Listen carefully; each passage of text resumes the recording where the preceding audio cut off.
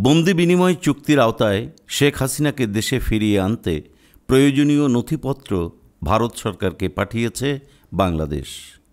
বৃহস্পতিবার ১৩ ফেব্রুয়ারি বিকেলে রাজধানীর ফরেন সার্ভিস একাডেমিতে আয়োজিত এক প্রেস ব্রিফিংয়ে এ তথ্য জানান পররাষ্ট্র মন্ত্রণালয়ের মুখপাত্র রফিকুল আলম। তিনি বলেন, রাজনৈতিক ও কূটনৈতিক উভয় সিদ্ধান্তের ভিত্তিতে ভারত সরকারের কাছে কূটনৈতিক পত্র পাঠানো হয়েছে।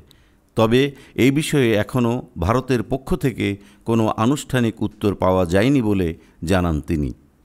এছাড়া দিল্লিতে বাংলাদেশ হাইকমিশনার নিয়োগের বিষয়টিও প্রক্রিয়াধীন রয়েছে বলে উল্লেখ করেন মুখপাত্র।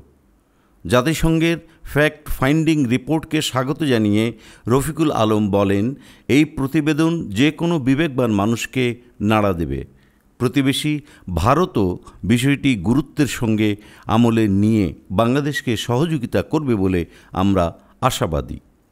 এখন দেখার বিষয় ভারত সরকার এই অনুরোধের বিষয়ে কী সিদ্ধান্ত নেয় এবং কবে নাগাদ আনুষ্ঠানিক প্রতিক্রিয়া জানায়।